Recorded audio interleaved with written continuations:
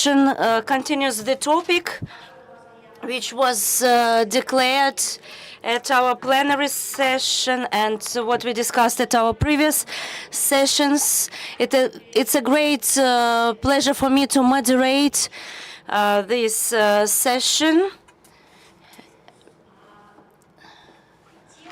The topic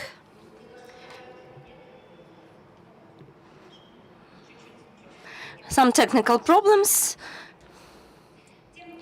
The topic we are discussing today, it's a very actual topic, not only in post-pandemic time.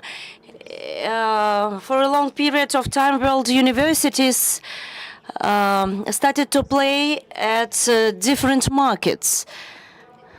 The main competitors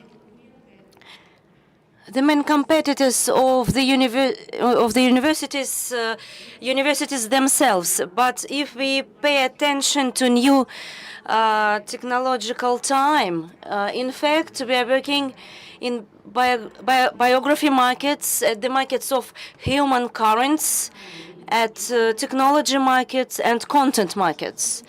And we compete not only between each others. We compete with corporations if we speak about technological markets. We struggle with corporate universities. There are media resources on content markets. They take expert positions. And a year ago, we faced pandemic. And usual for universities markets, here I am speaking about international student attraction. Such markets have changed. And there is a question. New markets, hybrid reality. How can we attract students to Russian universities? Julia, thank you very much for this introduction. I want to add a few words into our discussion. In this situation, and thanks to pandemic, and because of pandemics, Russian universities started to play in a more global game from the point of view of student attraction. Competition is increasing, and in order to be successful in this competition, for regional universities, this competition has globalized, and without doubt, we need new approaches, new strategies, new understanding. If before Russian universities or non-Anglophone universities occupied a specific niche, they try to compete with American, British, Canadian universities. And today they are equal. And what are the strategies here? Problems here. This is the main topic of our today's discussion. And now I would like to give the floor to Hans David, the distinguished professor. He works in the Center of International Education in Boston College. He is a brilliant expert. Hans, the floor is yours. Unfortunately, we didn't get the English translation, but I understand that the floor is mine after you saying that. So,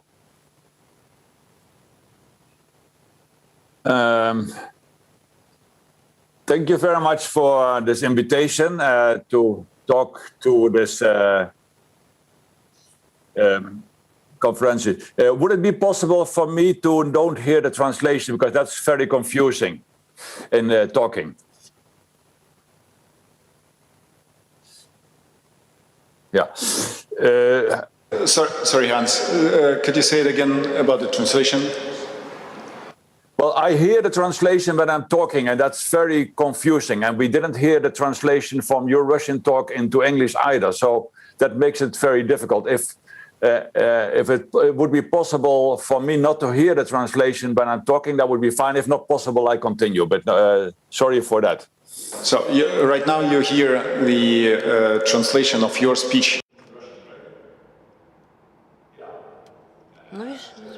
We should switch the channel, translation channel in the Zoom, or we just ask our interpreters to yeah, we cannot do that. That's the problem. We don't see the translation channel in our system. So okay, then I think we go on with your presentation without the translation in Russia. I trust the audience here is capable to understand. Great. Again, thank you very much for inviting me to talk about international student recruitment and mobility for non-Anglophone countries. This is a project that the Center for International Higher Education, together with the Institute of Education of the Higher School of Economics, has been doing over the past 2 years and includes Katya Minieva from the Higher School of Economics and my graduate assistant Li Chu Wang from Boston College.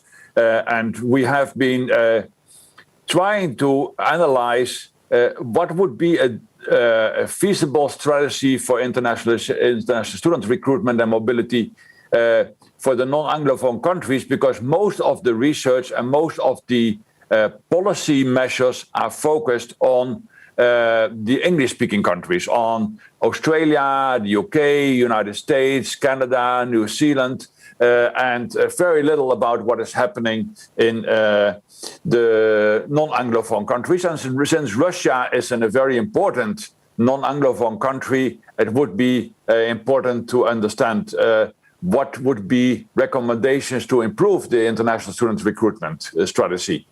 And the book that we are publishing will be published by Routledge in the series of internationalization of higher education and will come out hopefully by the end of this year. The rationale again for doing that was that on the one hand, we see all kinds of geopolitical developments and tensions. The pandemic is the clear example of that, but there are many other tensions around the world currently that impact international student mobility and recruitment. We see increased competition for global talents around the world, so that makes it much more a global phenomenon. Of course, health concerns like the pandemic, but previous pandemics and maybe future ones as well are an important factor in decisions about international student recruitment and mobility. The environment plays a role in the sense, should we be much more mobile or should we look at different ways of how we can have international students be teaching and learning? Other sustainable development goals play a factor. Increased nationalism around the world and populism, racism, the whole Black Lives Matter movement has had an impact on international student mobilities. And there are many other factors, but these are some of the ones.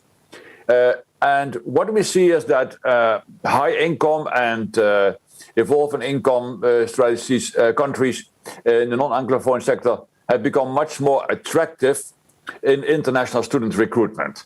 We see that in the big country like Germany and France, which have already had enough international students, but focusing, for instance, France mainly on the French-speaking world, but is increasingly trying to diversify their student population with other countries. But also countries like China, which now becomes one of the leading not only sending but also receiving countries, India, Japan, South Africa. There are several other countries, Malaysia, that are active in this field.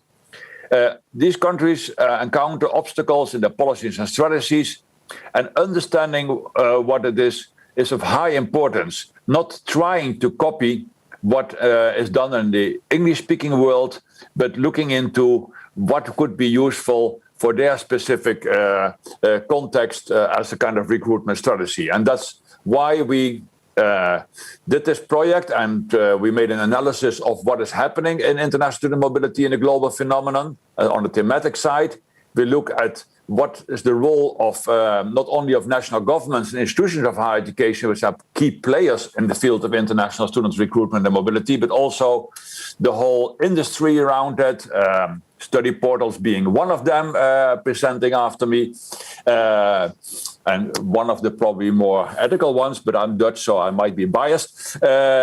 And national agencies like DAAD, NUFIC, Institute for International Education, United States, British Council, etc. So we have made an analysis. What does that mean for non-Anglophone countries to have that role?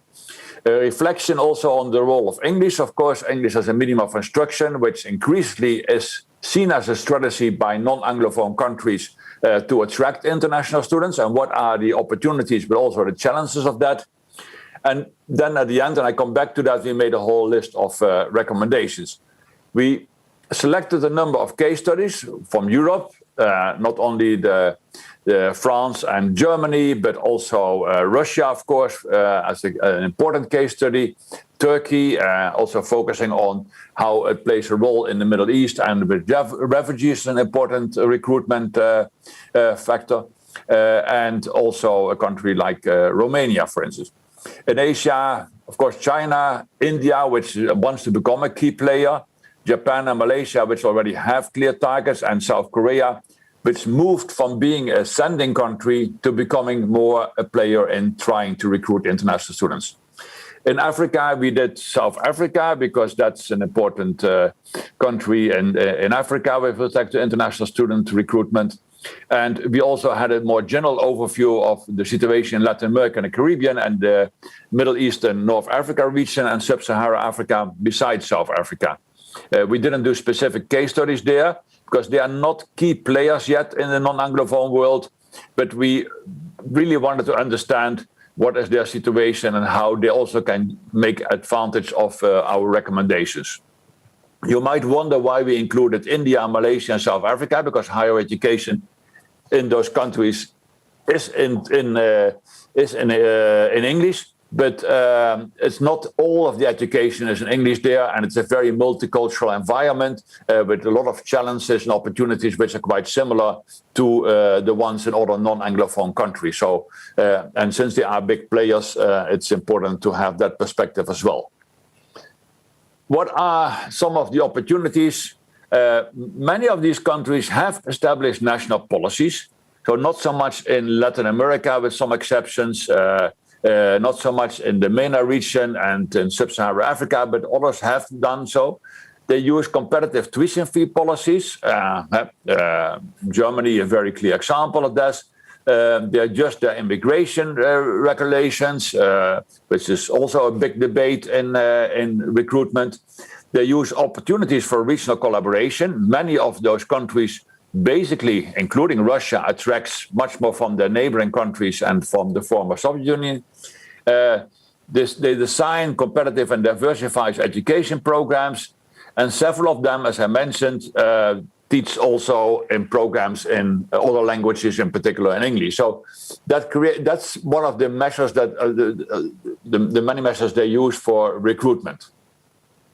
And they make use of specific advantages, such as their position in the region. So being attractive for neighboring countries can be a clear strategy. South Africa, for instance, has a lot of international students from Sub-Saharan Africa and from the rest of Africa.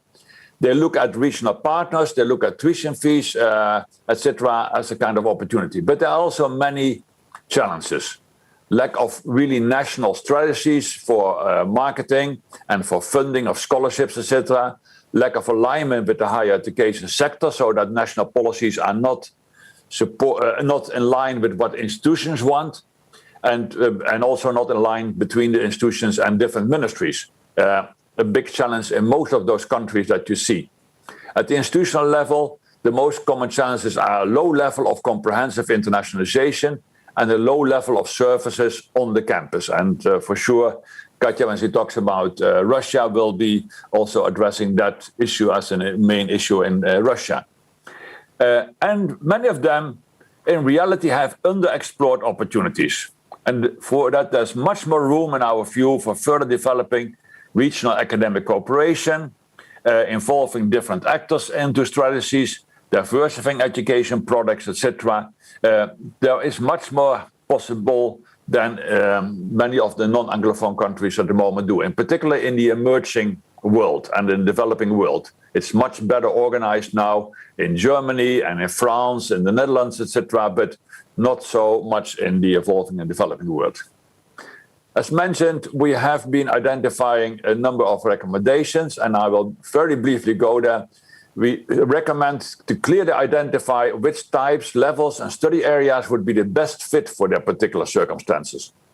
Would you focus on master students or PhD students or bachelor students? Would you focus on business or in health, etc.? You cannot do everything, so you have to look into what is our strength and what is our opportunity in doing that. You should make an internal and external context analysis to identify what are the key pull factors for international degree-seeking students. So what makes your country, what makes your institution attractive to international students? Many institutions and countries don't do that. Then you also have to define the key rationales for wanting to engage into international recruitment students. Many countries and institutions don't ask themselves the question, why are we going to do this? Why is it important for us? They just do it because everybody else is doing it. And they want to be a player in the rankings, etc. So they need international students, but they don't have really a clear analysis. And if you are an emerging but small player, you have to be much more clear about that. You have to identify what types of international students you want to target and develop their policies and scholarship schemes accordingly. Not every international student is the same. Like Raoul Shuda, the expert on that, said there are high flyers, there are other types of institutions, and you have to see what kind of type of student you think is much more feasible for our country to look for, and not think that everybody is in the right place for doing that. Identify which fields of study prospective internationals will apply for, and what types of institutions based on national strengths they have to identify. Because not everybody would be essential. You have to look at what are your strengths in certain fields, and so how to identify them, what are your strengths in certain institutions, and how to identify that is another very important factor to keep in mind. Be realistic in your geographic focus.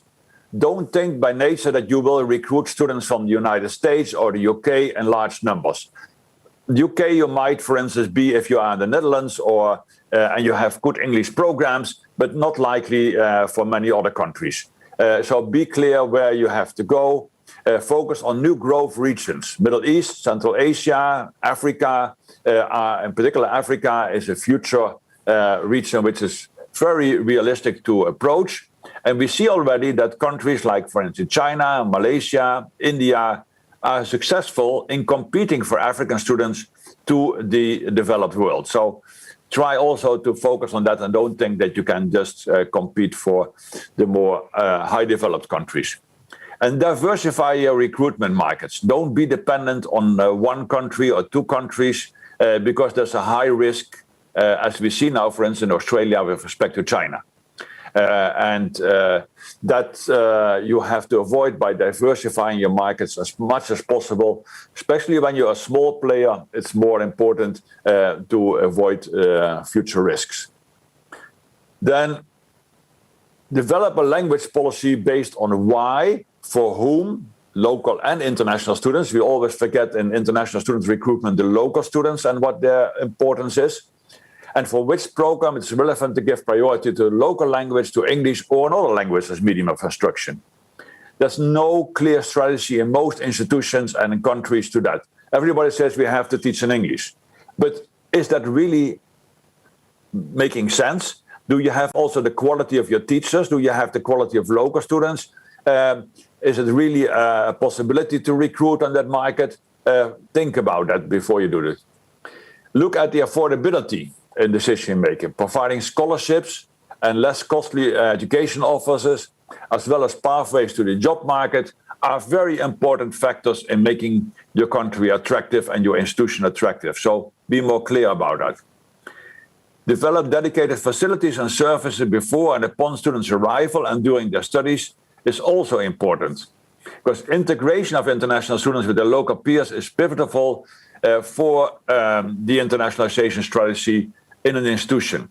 We still see also in Russia that international students go in separate programs and don't be in programs with the other local students. And that's not a very good idea. Then you don't benefit for your own development either. Actively promote your educational system among target sending countries. Establish policies on the use of monitoring of national agencies. Many countries don't have national agencies. Like we see how effective Campus France, CBIE in Canada, DAD, NUFIC, etc. are. Establishing that is also very important, I think, for Russia to consider. Setting also good connections in the different countries and develop also international alumni policies is a strong factor. Not ignore the potential of niche marketers, so as prospective immigrants, refugees, specific ethnic groups, and the diaspora as a kind of targeting objective for countries. And complement your traditional student mobility activities with innovations in programs, offerings, and delivery methods. So developing of franchise operations, branch campuses, articulation programs, online teaching and learning opportunities. These are also very good opportunities for recruitment. Create pathways for international students to gain work experience and recover part of the investment becomes increasingly more important. And develop a national policy for international student recruitment, building on your own rationales, objectives, and needs, and based on your own data. So don't try again to copy. That's maybe one of the key messages. In conclusion, we have to be careful that international student recruitment policy also needs to address the serious ethical and social consequences. You can recruit international students, but if you don't see what the potential risks are, what potential social implications are, what the ethical aspects of are, and we have seen many examples also in the English-speaking world of unethical approaches, lack of social consequences, it's very important to address them. Help to establish more diversified regional connections, lay a path to more balanced dynamics of student and talent flows, develop a more balanced development of universities worldwide that are very crucial. We should not stay in the dominance of a few countries that really have control about the whole market. And then an approach involves strategic and operational initiatives in the framework of comprehensive internationalization. So don't see recruitment as something separate. It has to be part of an overall strategy of how to internationalize the university.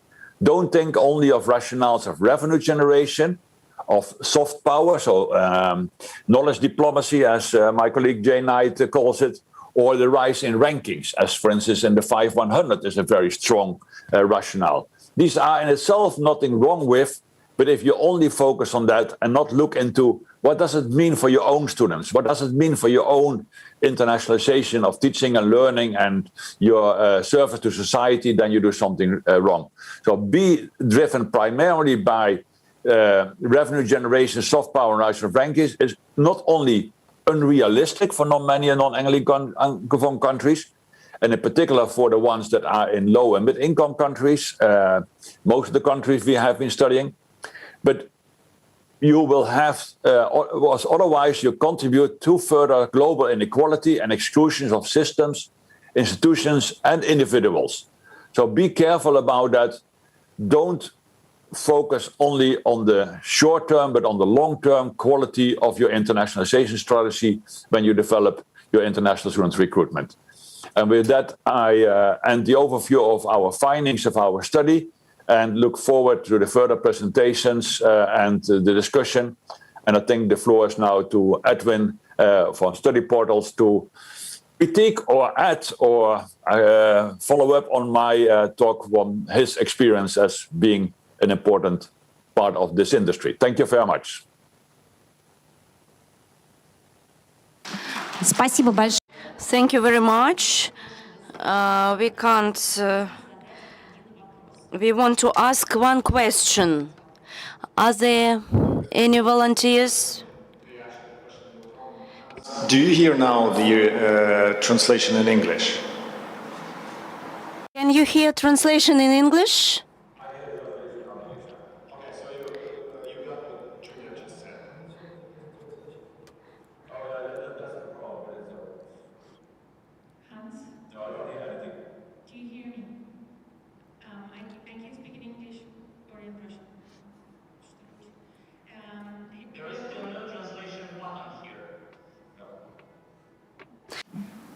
English. English, okay. So Hans, thank you very much. My name is Magdalena Gaete. I work here at Higher School of Economics, St. Petersburg. First, I wanted to thank you for this presentation, for the work you're doing with Yekaterina and the book we're reading it, definitely. I was wondering, is there any possibility that you're gonna write a second book about Latin America and Spanish-speaking countries and so? I'm explaining. One of the things that I see, that I saw in your presentation, of course I haven't read the book, is that there's one of the ideas is why do we have to speak all in English? Okay, that's one of the ideas. Okay, and when you see Russia and you see the countries around Russia, and you think, hey, it's 350 million people in the world that speak Russian. That's one thing, okay? But then you can think, okay, but if I want to have high-level faculties or students that are very well prepared to go into university, then maybe I have to look around, right, over that borders. But then when you see Latin America, and I'm talking from Mexico to Chile, and then you see Spain, I mean, there's always that question, always. But as today the director of Higher School of Economics was saying that nowadays, and I super agree, is that English, anyways, it's Latin, what was Latin before. So, I mean, it's an open question. Maybe you can, give some thoughts. I mean, though you're from the Netherlands, you work in the States and in other countries. I mean, you have seen a lot. What do you think about that? Because there's no more. I mean, when you think about English, okay, how many people speak in English? Second is Spanish. It's 500 million. And the third language, in that sense, would be Russian, maybe. But the others, that's the question. Thank you for that question. And of course, it's a very relevant question. And we have been discussing a lot, should we include Latin America? And we originally had also Brazil as a case study, but thanks to COVID, the authors could not complete in time. I mean, I've been doing a lot of work in Latin America, and so I know the situation very well. What we know is that it's indeed surprising that where Spanish is a very global language, there's very little movement towards the Spanish-speaking world. And in Spain, most of the international students who go there are either in exchange programs, either Erasmus or American study abroad programs, or are on language training. Very few are degree-seeking international students to Spain. It's growing, but it's still very limited. In Latin America, most of the international students that are in Latin America are from the region itself.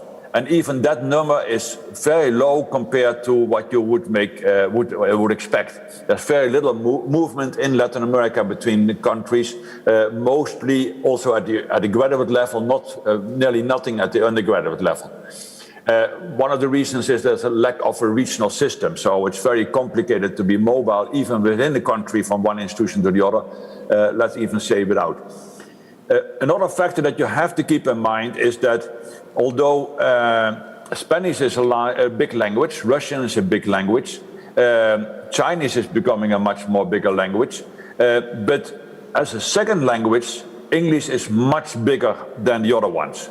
So that makes English such an attractive language of communication and for teaching and learning that many students who don't have English as a mother language still know English as a second language, and then in combination with the reputation, correct or not, of the higher education system in the English-speaking world makes that drive going very fast to do much more in English. Should that change? Yes, but it's not easy to change. That requires indeed a very clear language policy by the countries in Latin America, by Russia, etc., to see how we can make Russian language, Spanish language, Chinese language, etc., more attractive. That will take a lot of time, but it's very important. Yeah, the language discussion is the most complicated one because of the fact that indeed English has become so dominant. And it even has a counter effect. In the Netherlands, where we were very successful with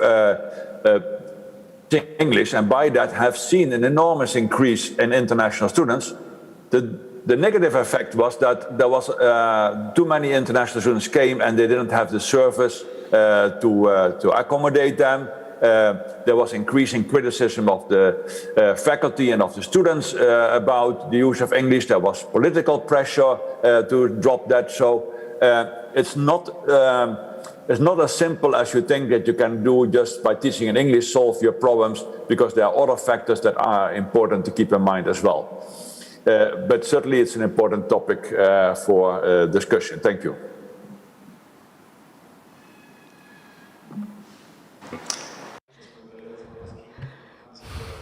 Extended reply.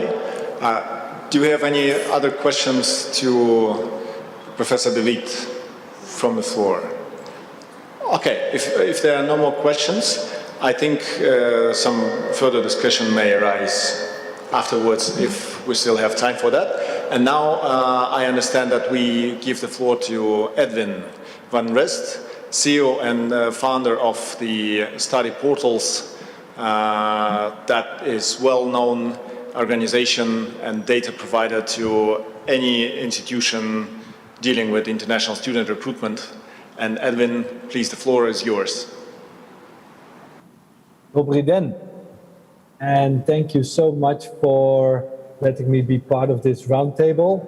And congratulations to the organizing team and the institution for putting against such a great conference program. Congratulations on that. And Hans, thanks for your fantastic research. I cannot wait to read the book. Hans and team, of course, and some really interesting questions. Some answers and many recommendations, but definitely also questions for countries and institutions to consider.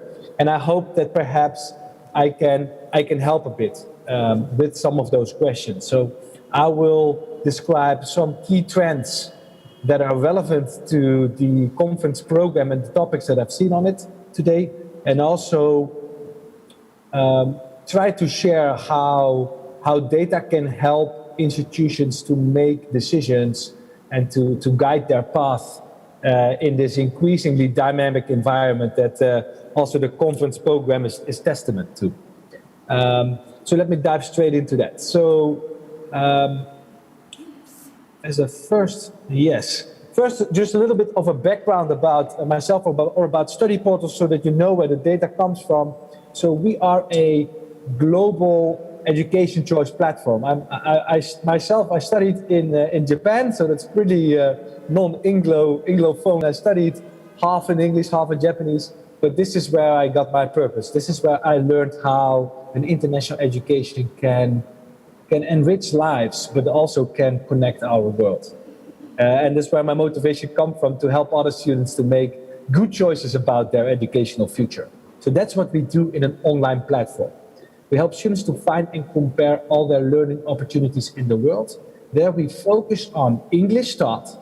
It's important to know, so we focus on English taught full degree programs, or increasingly now also short course programs, but then always for a certificate, more formal education of higher education institutions.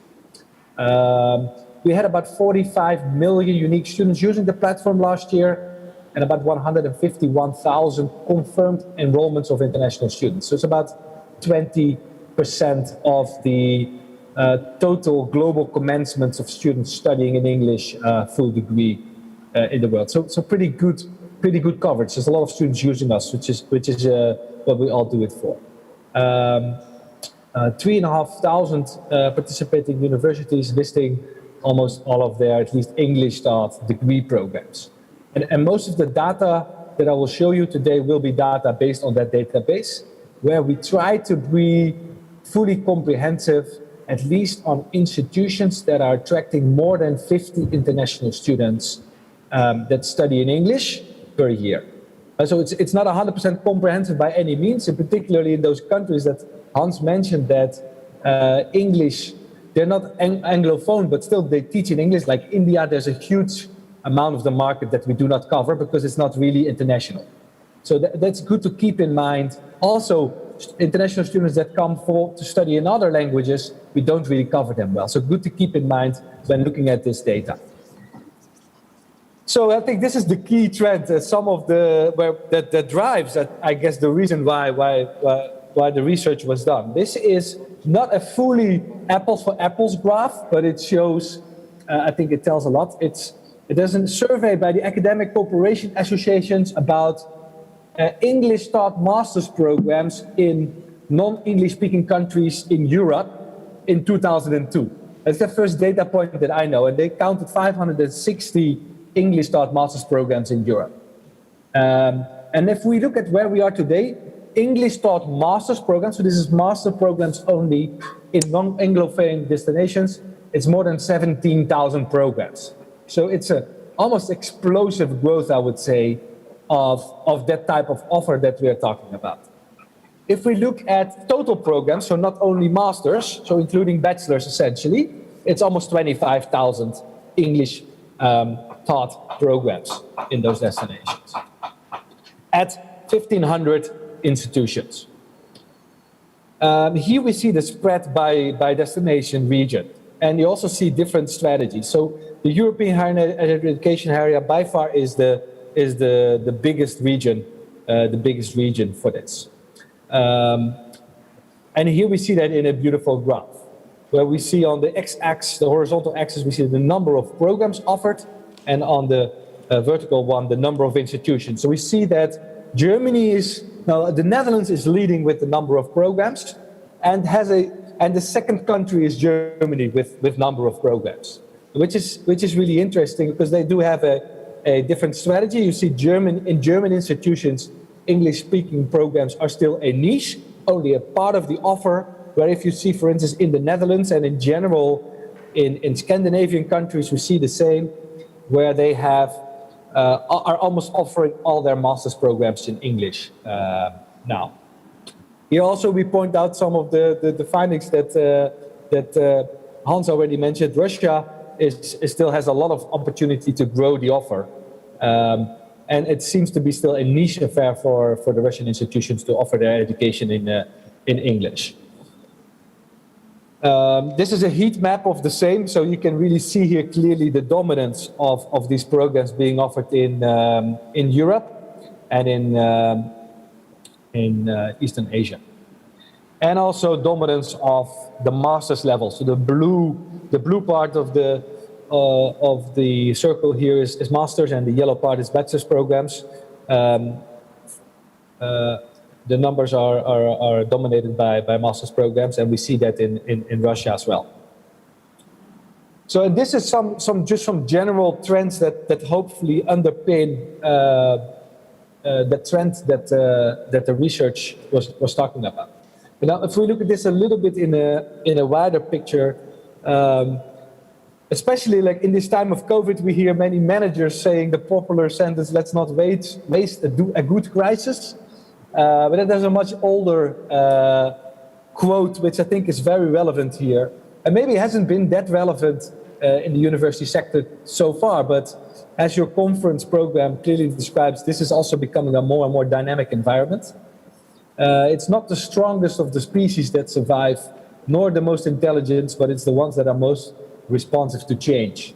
This is what Charles Darwin already found a long time back, and I think ultimately it will also count for organizations, not for species. And in being responsive to change and in tilting the institutions by making changes and trying new things, I think doing that fueled by data can help a lot, can make sure that directions are at least the most, the directions are chosen with the most potential. Where we see that having the right data and using that data in real time to make decisions, whether that's decisions on programs or resource allocation or market selection or pricing, the institutions that are well able to do that will be able to survive. I think a beautiful example is the House of Cards series you perhaps know on Netflix. It was offered to many, many different channels and producers, but only Netflix, because they had the data, they could invest in it and ultimately made it a big success, which has added a lot to the success of Netflix. But we see that having the data really has helped them to beat their competition.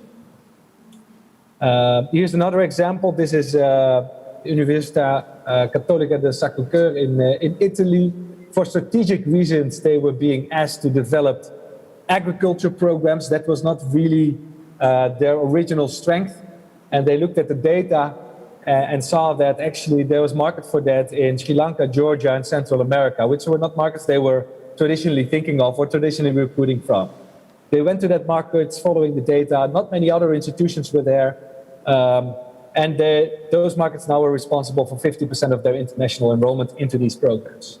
And I think this is just an example where data-led decision-making can really help to build success. Talking about student-centeredness and being a student-centered organization, I think it's great to know we also measure student experience and student satisfaction. We have over 200,000 reviews coming in this year, where students share with us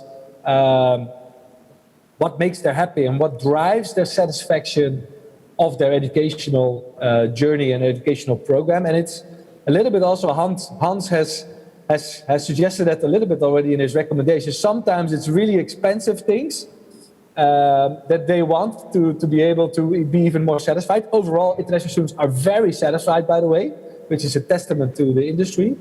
But often there are also small things that are relatively easy to change, like services or information provision. It's often not the cost of the building or the research track record of the faculty that students care most about, which are really expensive. It's often the small things that can make a real difference for those students.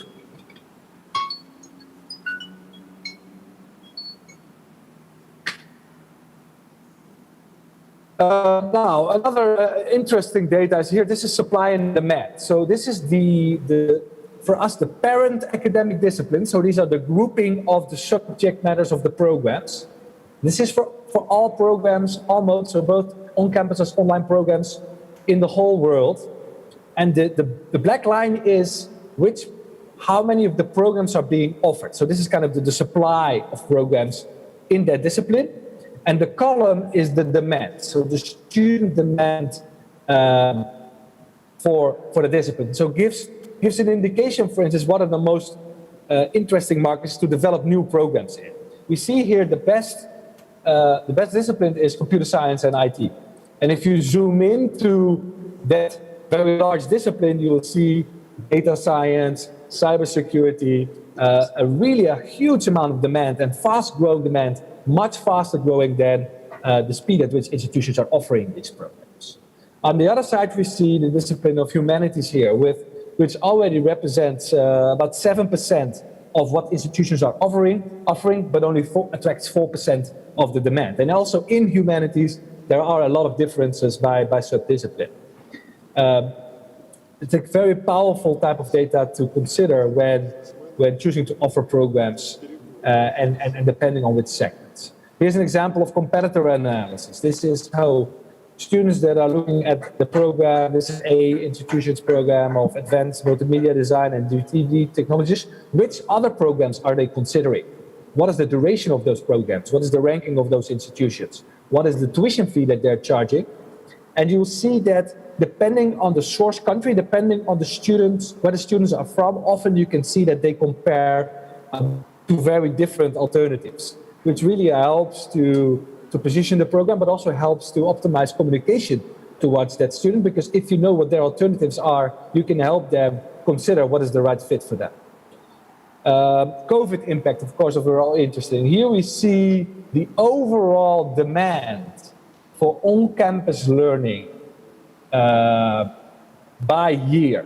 So the gray line on the left here is the 2019, then the blue line is 2020, where you clearly see, I think it was the 7th of March or the 9th of March, where when WHO called COVID a global pandemic and Europe went into lockdown, a huge dip in demand. So it was very scary times for us. More than 30% drop almost instantly. We have never seen that before. On the other hand, you also see that pretty quickly, even after 6 to 8 weeks, demand already recovered almost back to 2019 levels.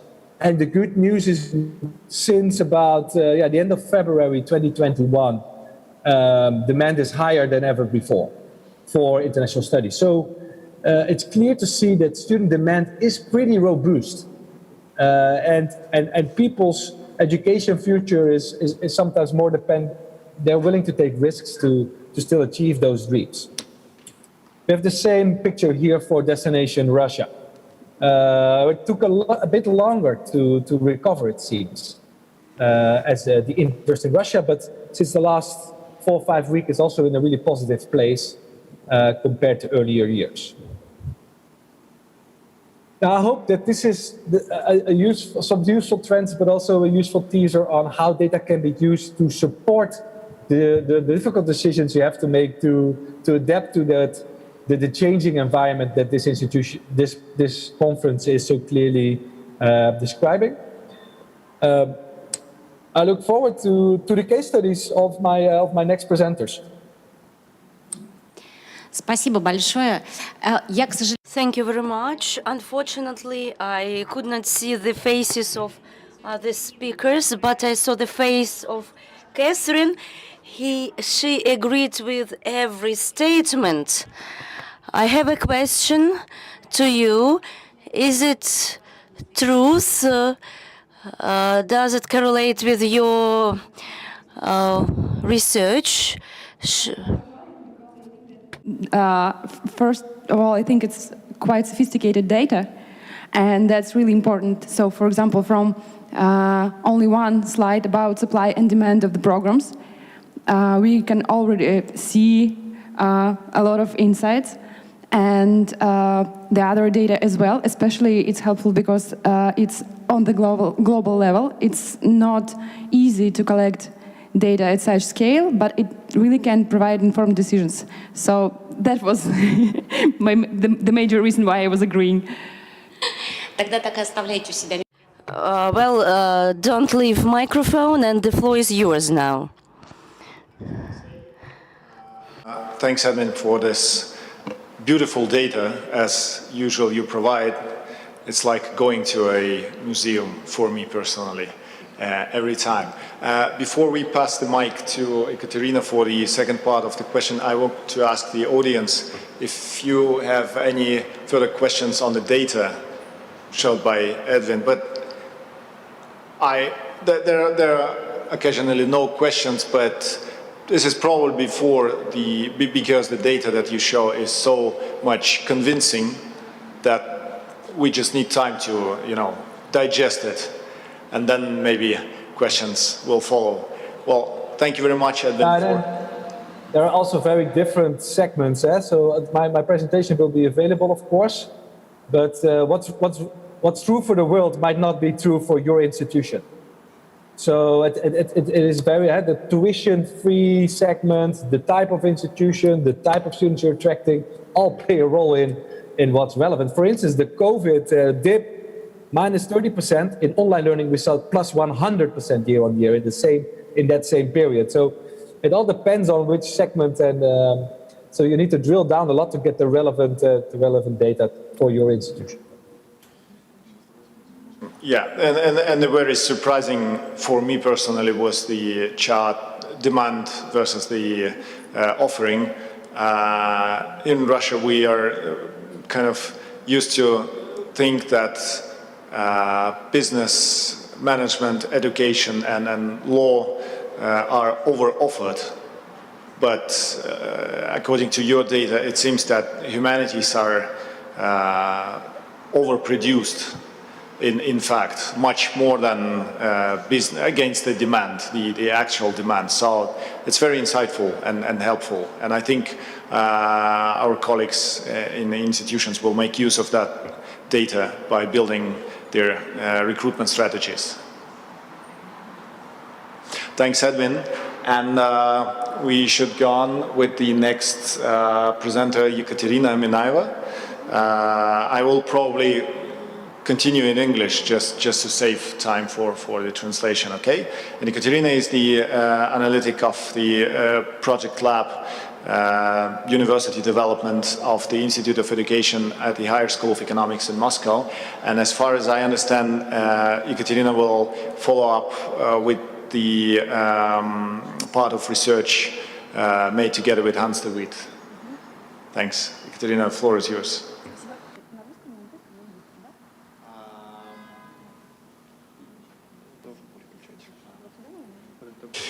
Hans, Edwin, we tried once again to stick to the original idea that Russian-speaking presenters do presentations in Russian, and I hope that the translation will be so you should be able to hear the translation into English over Zoom.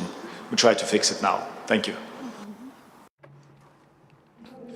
Good afternoon, dear colleagues. Dear colleagues from High School of Economics, thank you very much for the invitation to take part in this interesting and important conference.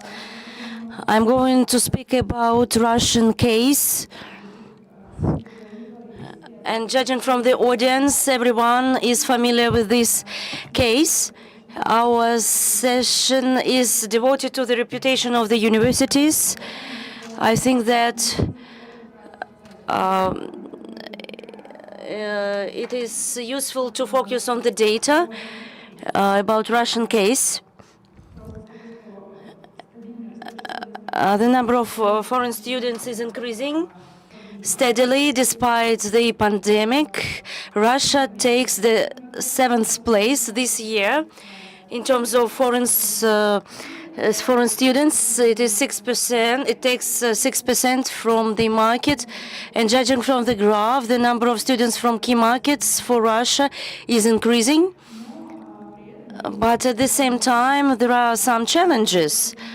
If we look upon quantitative indicators, the situation is okay. But when we consider qualitative indicators, here are some questions to discuss and spaces to increase and improve.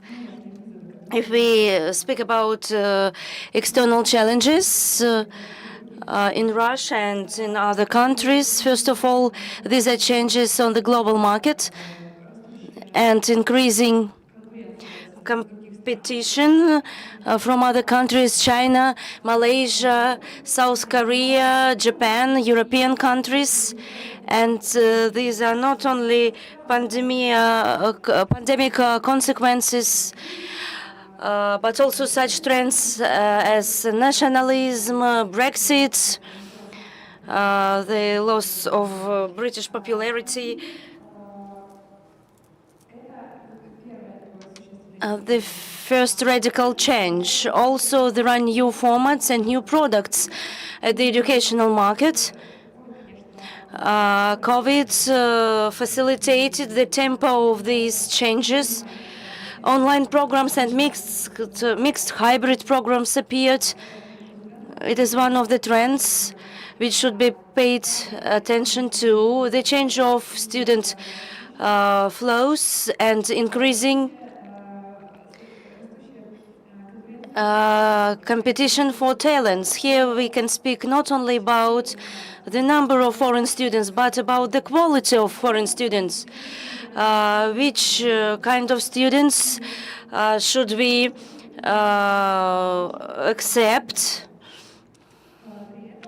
At the same time, if we return to these are challenges for all countries, both English-speaking and non-English-speaking countries. If you take Russia in terms of targets, why do we need to attract foreign students? There are 4 goals which are considered.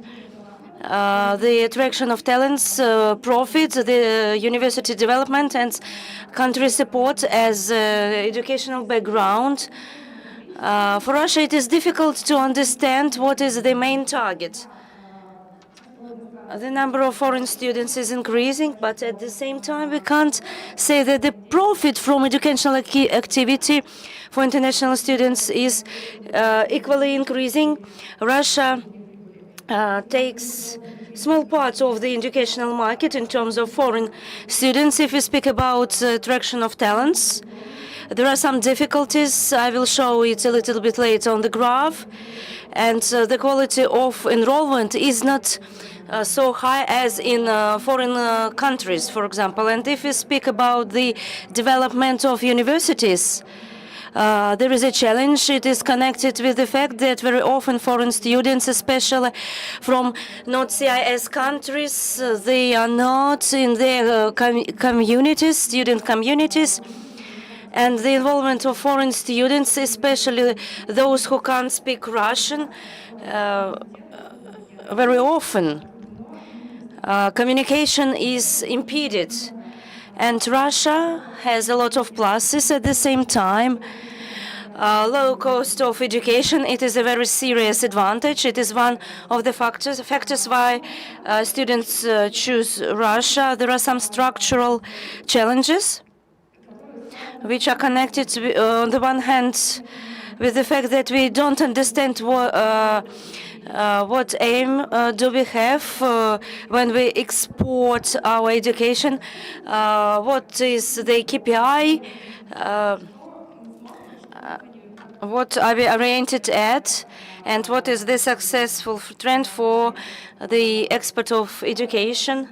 One more challenge is the low internationalization in the university, internationalization of academic environment, lack of data.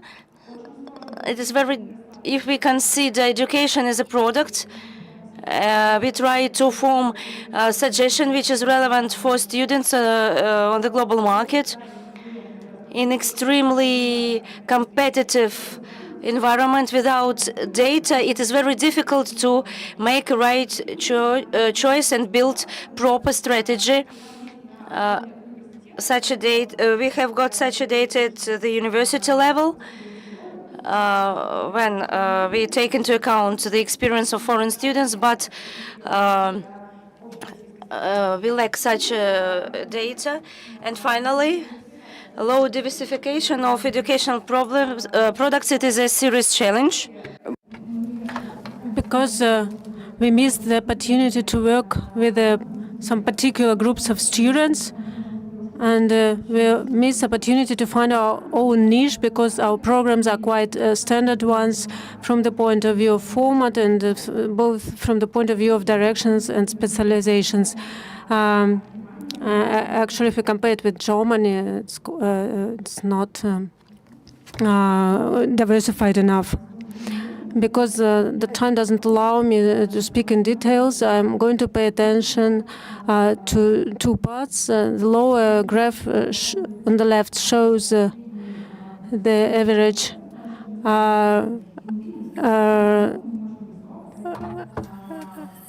score of the students who enter the schools. And here you can see how the attraction of talents is achieved. And the second graph on the right, on the bottom right, here I can draw your attention to the fact that a lot of students study on bachelor's programs, but a lot of master programs, they're kind of cheap. The bachelor degrees are cheaper. They can be very interested. So the master programs, they are shorter, and we can attract a lot of students. As Hans mentioned, foreign students are very different, and we cannot say that there is a portrait or a type of foreign students because they have different motivations, and this allows universities to target the groups correctly in the right way. For example, the practices of Germany, Holland, or Britain, when they kind of determined Georgia, I think they had an example, and programs on the agriculture programs. It was successful practice. It was a result of the proper targeting. So here I showed the list of the most common motivations when they think about education abroad. You can see that it can be really different motivations from I want to live abroad while I'm a student, or I want to get very specific professional skills. It's different groups, and different kinds of programs are relevant for them. So we are going to look at what they can offer instead of just trying to be everywhere. And so it's correct to have strategies. The same can be said about the factors for choosing a study destination. So the factors are different. These are the factors that are used as a motivation for students. We can see really different reasons, starting from good reputation and going to the process of getting the visa and possibilities of getting a job, and then a good attitude towards foreigners, different cultural characteristics, etc.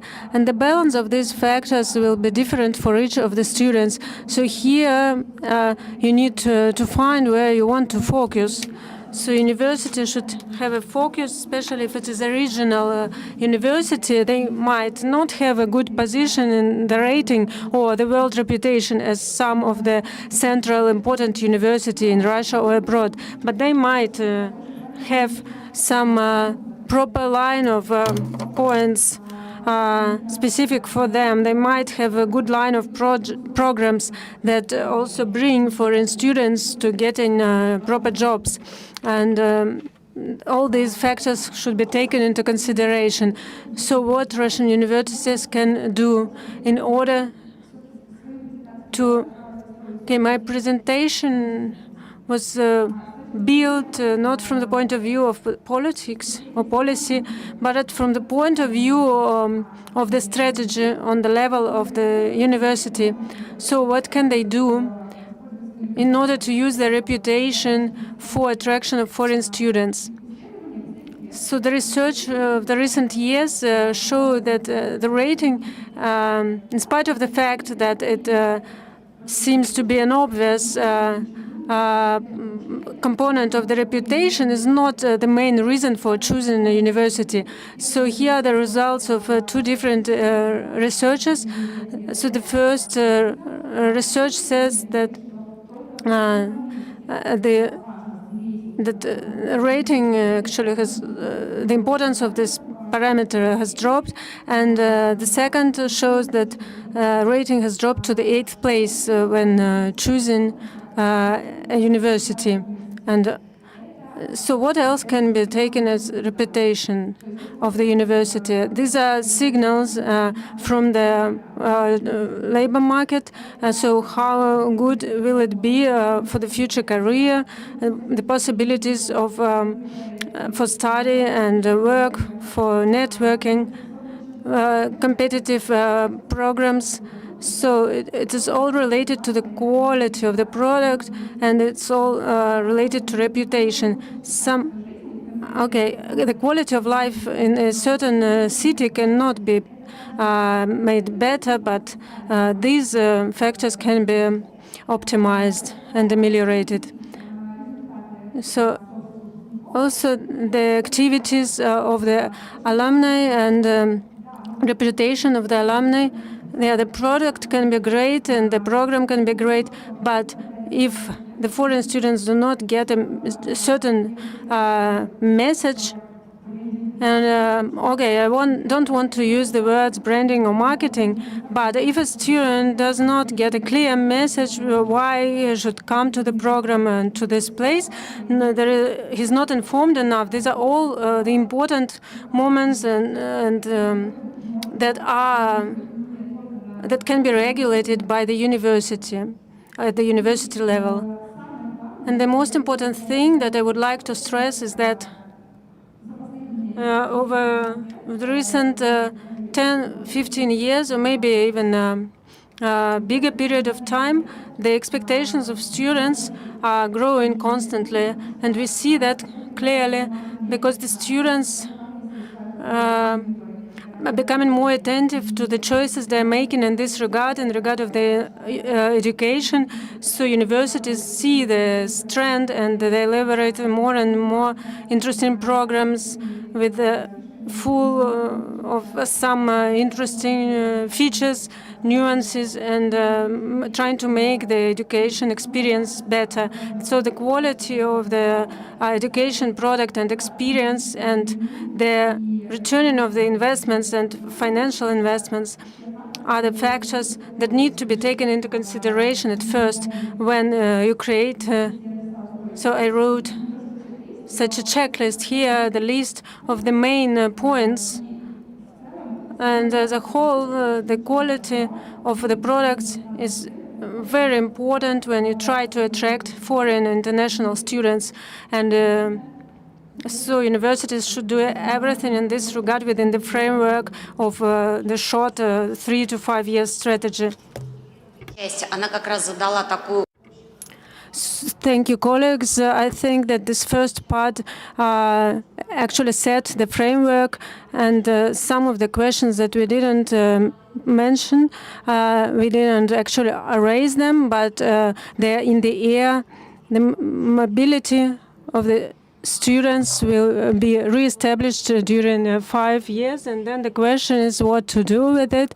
So the research of the scholars, for example, the Netherlands platform, shows that 40% of mobile students started to search for programs online. The third thing that we faced is that the students are really being kind of nervous, and it's related to pandemic because we need to go on, to carry on, and in the new circumstances. So it's new pedagogical technologies as well as new legislative decisions, because everything that concerns reputation depends on our actions and on our statements. So the second part would be speaking about particular cases, how particular universities and schools respond to particular challenges, and how to decide and make decisions and solve problems. So, Konstantin, I give you the floor, and I remind you about the time frame, the schedule, because we are behind. Distinguished colleagues, I'll be as brief as possible in order to give the opportunity to my Russian colleagues to speak. I would like to speak about one very practical case. What Russian universities should do, how they should build their strategies, what elements should be included into their strategies, and so on. The case of High School of Economics in St. Petersburg is in fact that our internalization strategy and attraction of international students is based on 4 key points: marketing research. They direct us in proper directions. Internationalization of educational portfolio. We don't have any choice. We must create products in English, and it is our main competitive advantages. We invest a lot. Those participants who participate in our conference were assured in that we invest a lot into the creation of the welcoming environment. This is the environment and infrastructure and supporting services. And one more interesting moment, it is international experience for students. In other case, I would focus on internationalization of products or marketing, but today I would like to speak in brief about international experience for students as one of the serious reasons for attracting international students. And exchange programs, international foreign students are taken into account among our alumni. From 2020, 36% have international experience of different format. In 2014, this figure accounts to less than 10%. And up to 2030, we are going to have 70% of such students. Of course, pandemic impeded this process. Under international experience, we understand not only programs, traditional programs of mobility, of course, short-term programs, summer schools, home internationalization, when internet and the programs when internet body club, saying academic assistance, teachers assistance. We focus on the issues of joint education, mixed groups from Russian and foreign students, and the issues of joint accommodation. We don't share the opinion of previous colleagues, and the issues of mobility are also included. Here, international experience is not limited only traditional programs of mobility. And why do we consider that international experience is an important tool for attraction of foreign students? Here we have got 3 points I would like to focus on.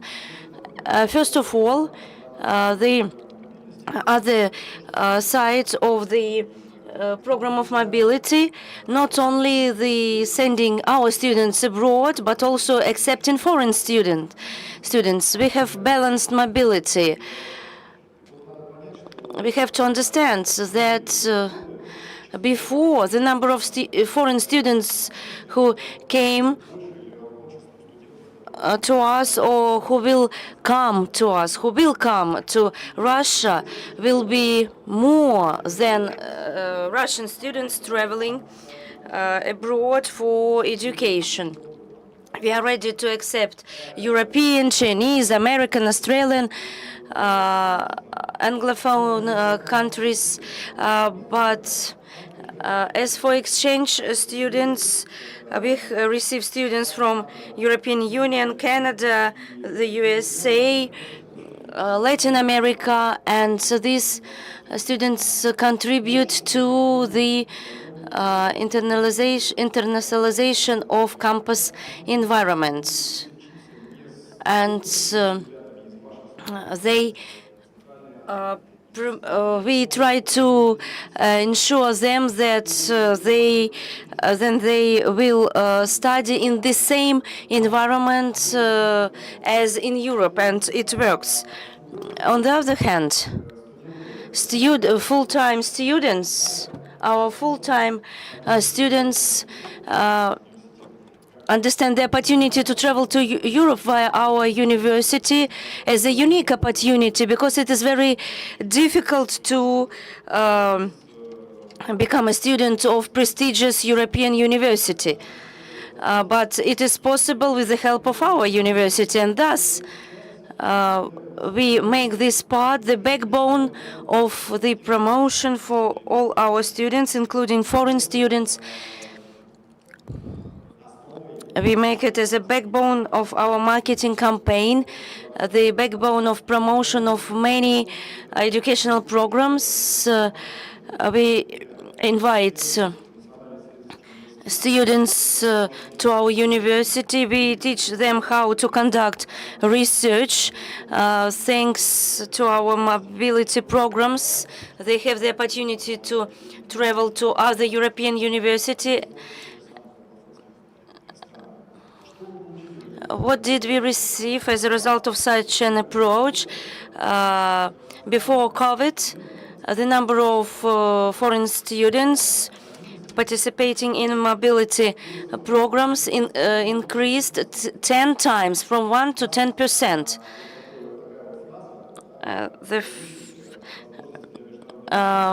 Profound opportunities for international mobility we have got, and foreign school leavers choose our university, and it is the topic for promotion.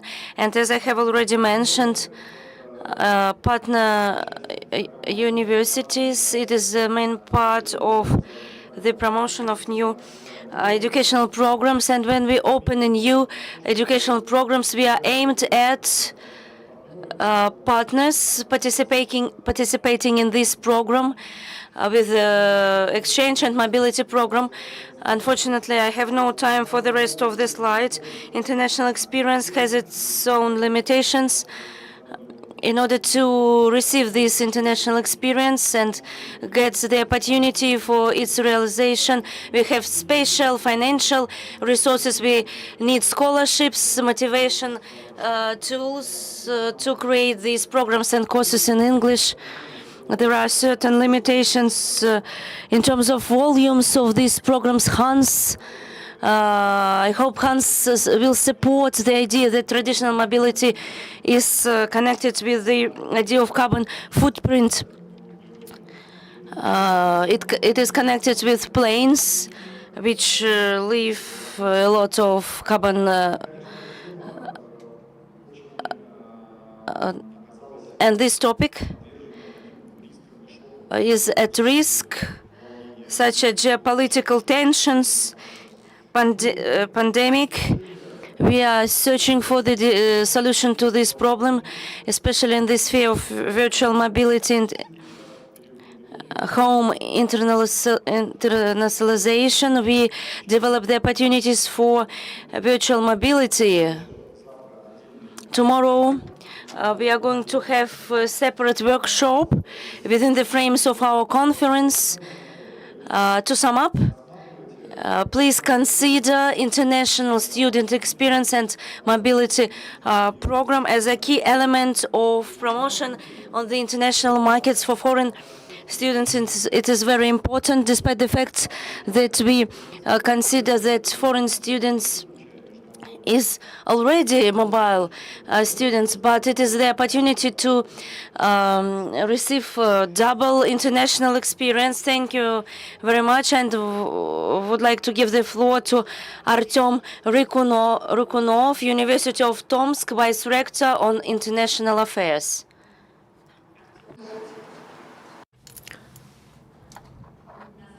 Can you hear us? Can you see us?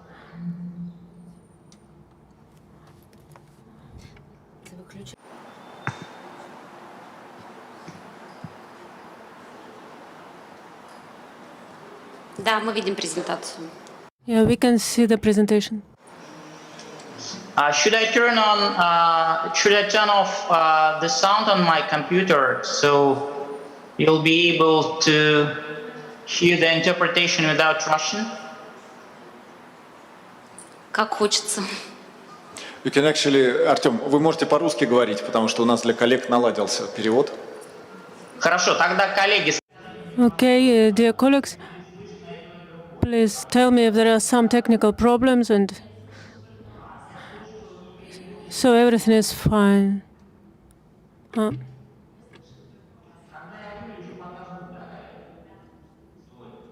Так его слышно не будет.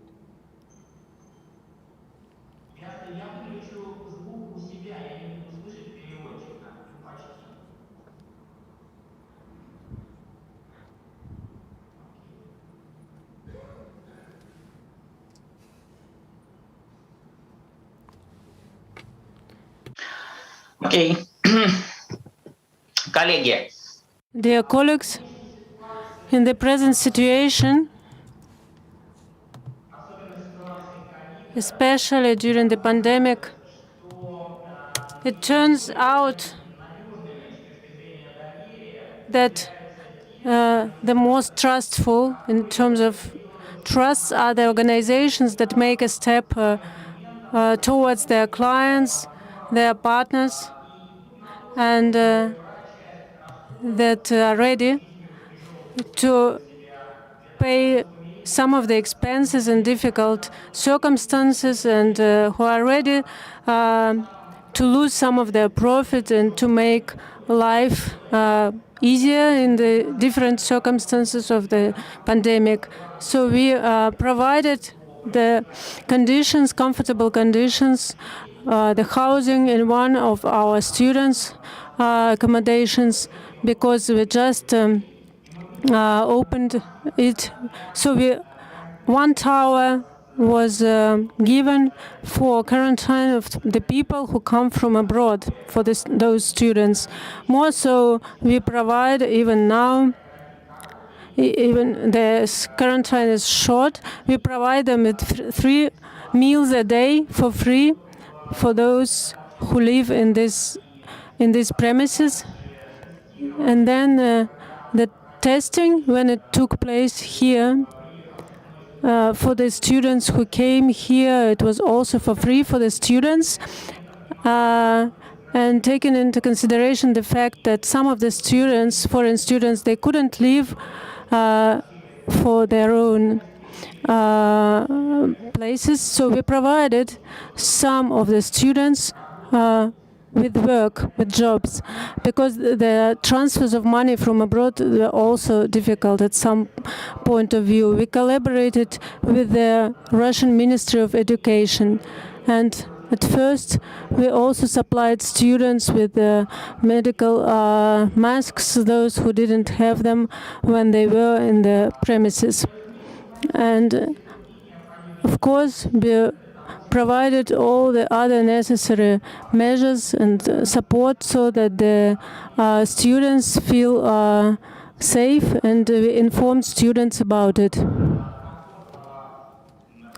So the second rule of comfort, being and staying at the university during COVID is to make it transparent and provide information.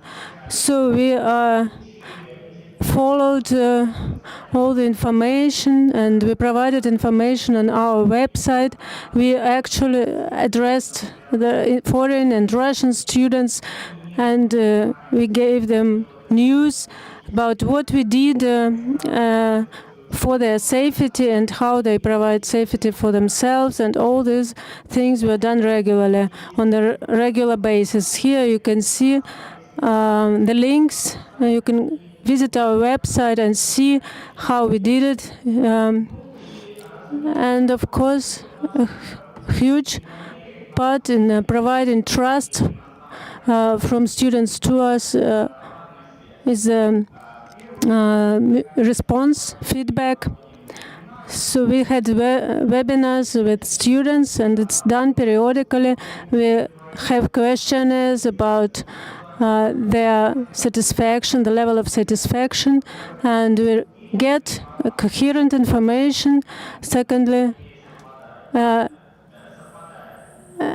different questionnaires that we did, inquiries, the result that we got, it corresponded, so it was correct, we can say, trustful.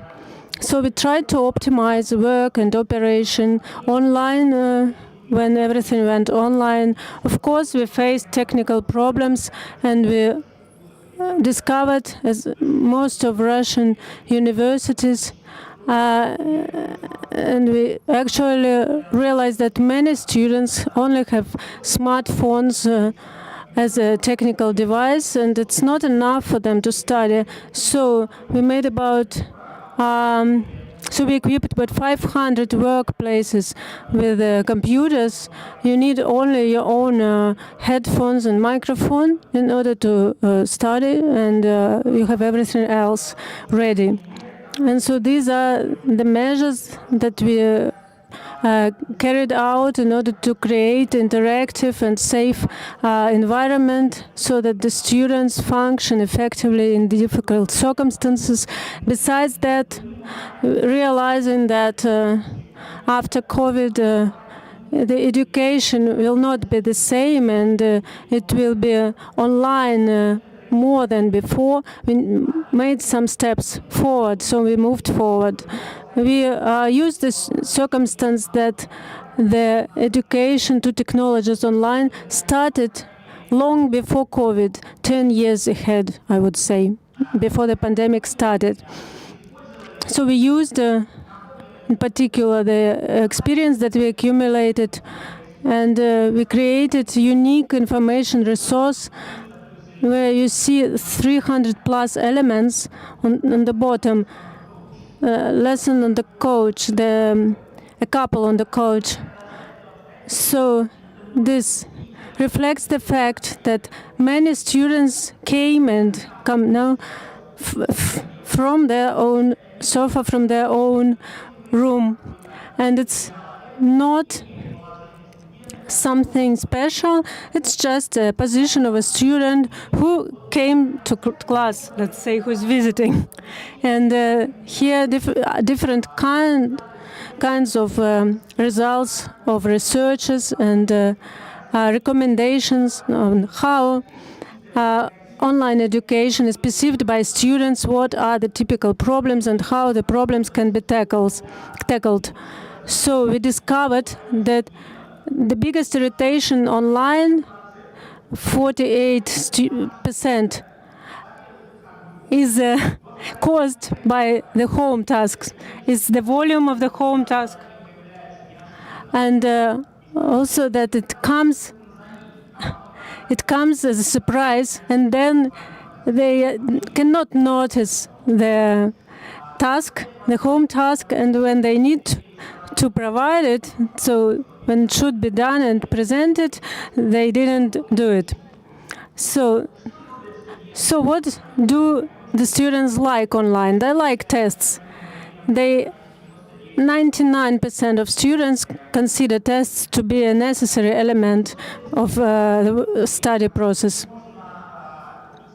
We created special auditoriums where they can make notes,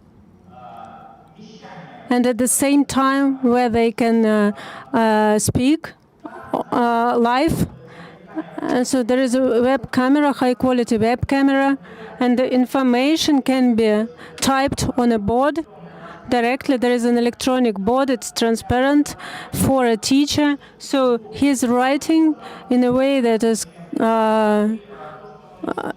comfortable for him, so he's drawing or writing, and it's being shown on the screen, and automatically the subtitles are generated, and they allow so the information can be found very precisely. This video is saved automatically on the portal, and it's available all the time, 24 hours to students. So if they missed a lecture or a class, they can visit it later, let's say. So then there is a system, a new generation system, where the student is the center. It's kind of an ecosystem. There is a wide scope of education possibilities in a comfortable form, and so they can give feedback to the materials or teachers, so they can get an opportunity to work for some company or to have a any university that buys digital technologies, they can buy these programs. So the full time program and also shorter programs. The first thing is the unique adaptive online program for maths teaching. So a long time ago, we kind of understood that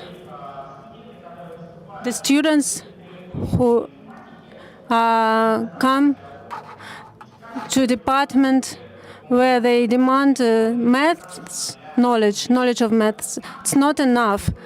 Yearly, we get 1,000 of students, newcomers, freshmen, who need maths. And of course, we used to do other things.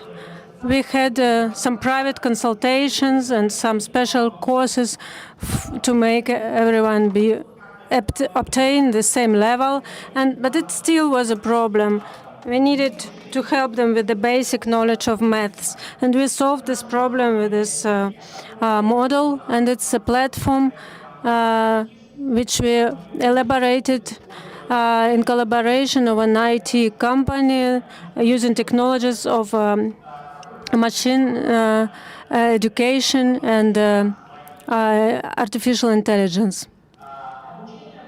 So the education follows the following pattern. So the student is tested and his digital double is created. And then the algorithms of education and teaching, we start from the skills that we don't possess as yet, and they need to work according to the tasks that they get, and there is different speed, because some people are quick and some people are slow and they need a lot of repetitions. So this adaptive platform has this advantage that each of the students has his own pace, his own decision, and it helps him in particular to understand maths or master some of the areas that he didn't know. So at the present moment, we elaborate the adaptive course of higher mathematics.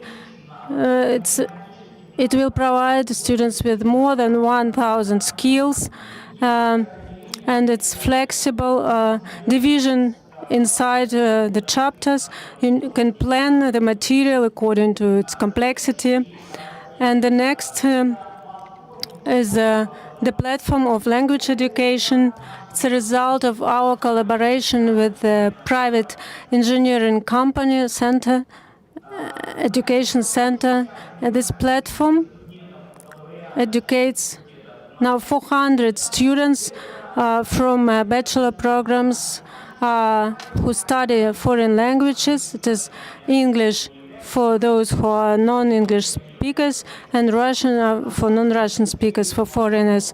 The particular feature of these platforms, the basis is the same, is that we immerse a student into this language environment. We use mostly video fragments from the news, from lectures, from real speech, from the movies, and some of the staged material. But mostly it's normal video from different sources. And in order to develop the necessary skills on the real language. The platform is interesting. The platform is interesting from the point of view of technical and methodological opportunities. Students can use it independently or by a group of students under the teacher's supervision. There are 16 different training facilities, devices, for example, the skills of question asking, their skills of behavior in particular speech situations. Apart from that, the advantage of this platform is that it allows to the teacher create a particular course or block, necessary course or block. We have methodology specialists, but teachers can do it themselves. And with the help of big data, we accumulate the digital trace of students. Thank you very much. And several opportunities of the platform which answered modern challenges. It is the less difficult work of teacher with the help of speech recognition tools. The development of the test constructor, it allows to check the language level at any stage. Constant technical support 24/7. And the system of video conferencing. And our students take active part in the improvement of our platform. IT students, they develop the data accumulation and processing and mobile application in different languages. And this platform now is beyond the university. It is within the frames of the third mission. In particular, we realized 3 projects aimed at the interaction of university with the citizens and organizations of our city. The platform is applied for English teaching for our top schools, prospective school. We realize, thanks to the platform, we realize the teaching English language for people of older generation within the frameworks of project long-term living, long living. They also use this platform. And now we offered the program of professional retraining for those who want to earn money with the help of language teaching. We teach how to use this platform to those who teach language or for those who want to become a language teacher within the frames of the project of national demographics. Artyom?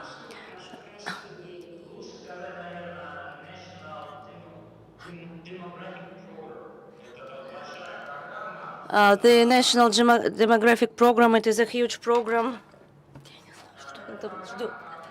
This program is created for the support of socially insecure population in order to give them opportunity to exist at the labor market.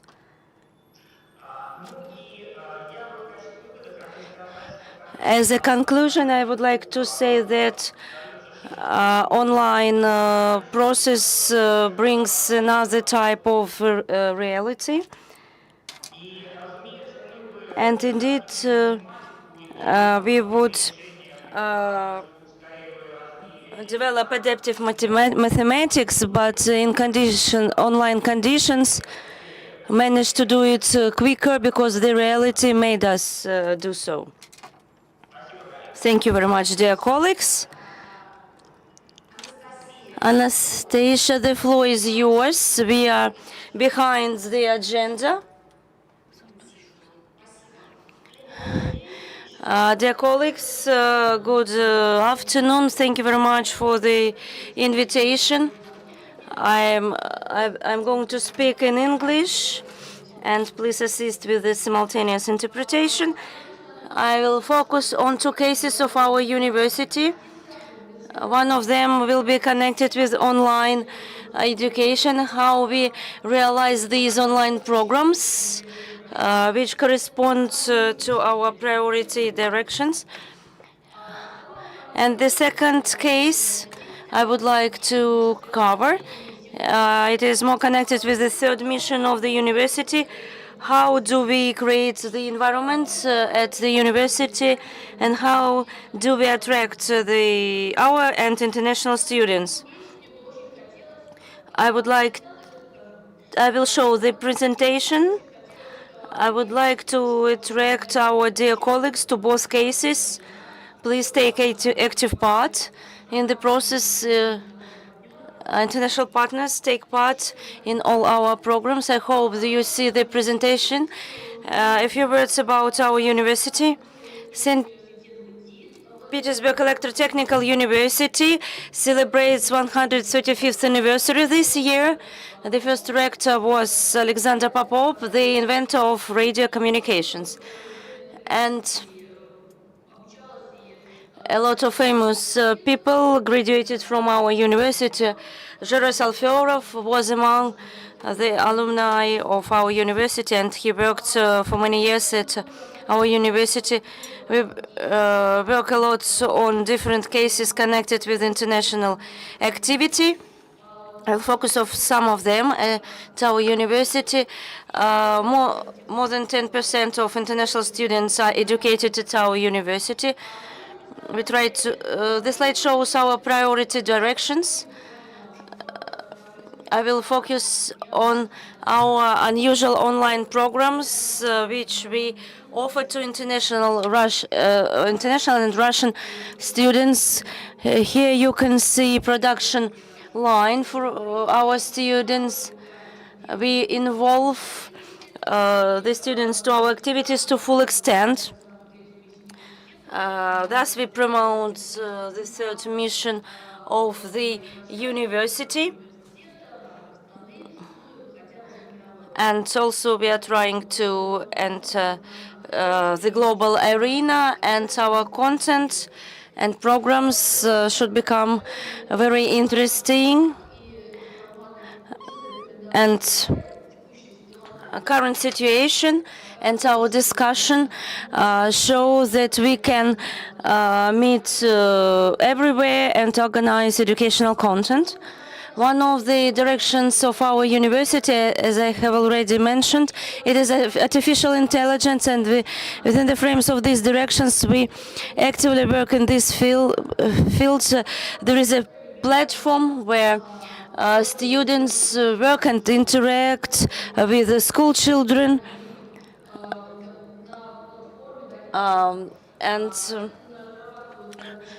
different cases for students and school children are being developed, and students are preparing for international competitions.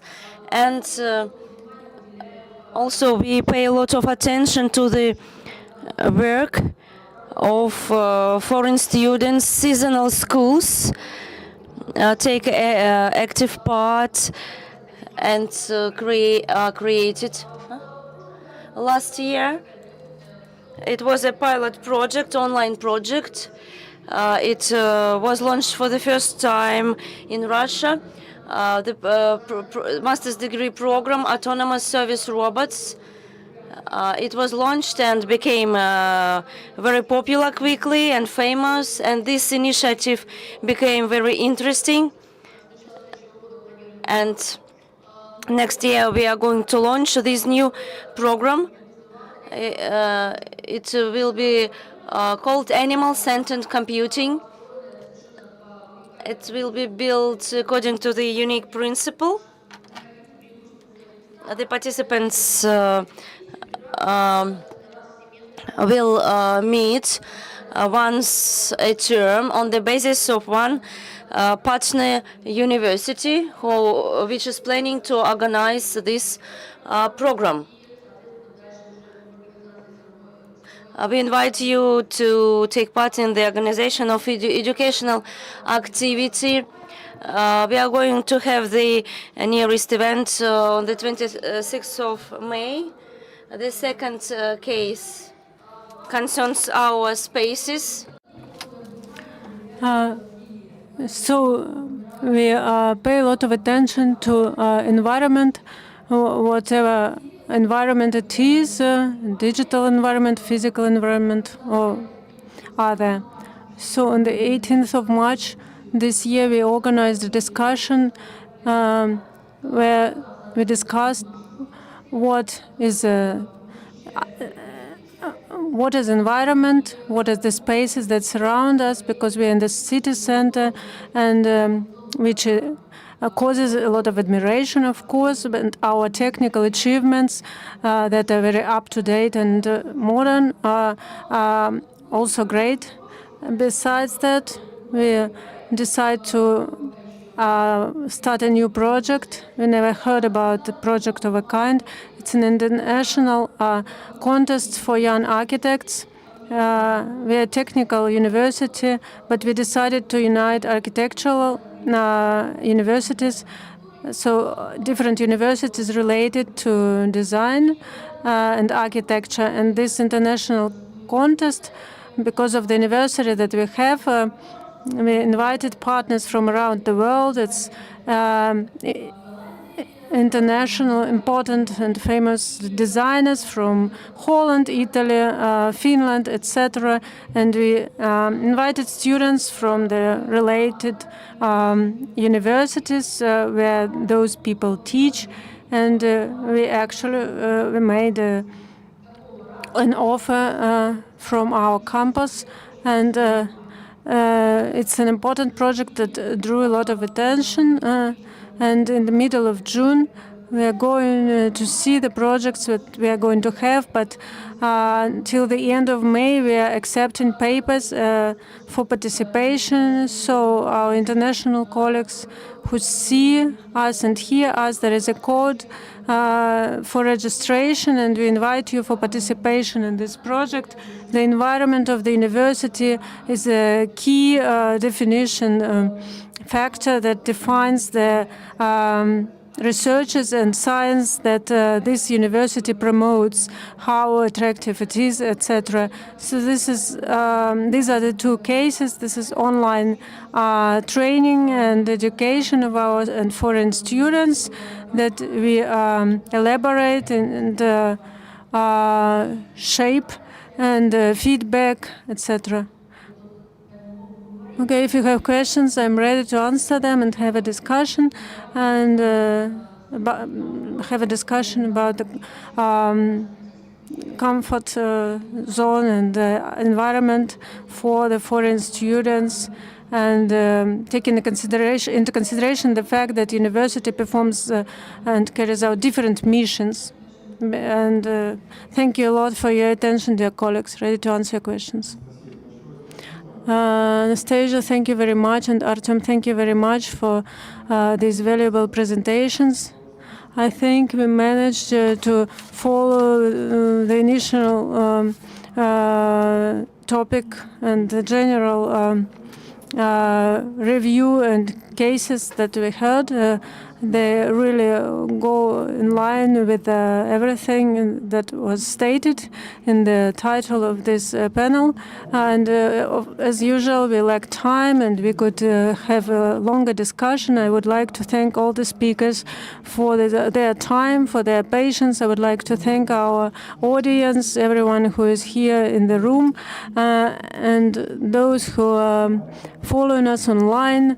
Thank you a lot for your patience. Thanks a lot for the opportunity to have this discussion. It's very difficult to stand between the person and his dinner and prevent him from having a dinner. And I would like to ask if there are any questions from the audience concerning the last reports. I think we can close this official session and we can continue in the lobby if we feel like it, because we have each other's contacts and we know each other. The cases are very interesting, and all the materials and all the contacts will be placed in a special place, and we'll forward a link to everyone who is here and who would be interested. And in a year time, probably we'll go back to this issue and to this discussion. Just to sum up briefly, we'll do a lot in this direction that all our colleagues mentioned, Hans and Ekaterina, etc. The Edwin, Russian universities do a lot and carry out a lot of work in this direction, somewhere systematically and somewhere not. But it is important to see this overview of data, a kind of a database. So we're looking forward to the book publishing in October this year, that we are going to be able to use as our table book or bedside book, and I suggest that we should see each other more often and communicate, because if we compete and collaborate, it works perfectly. Thank you very much for this captivating and interesting session. Thanks a lot to all the speakers, and thank you, Julia, for moderating this conversation. See you again.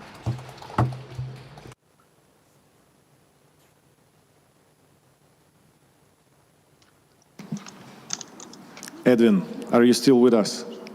Yes, I'm here. Good to see you.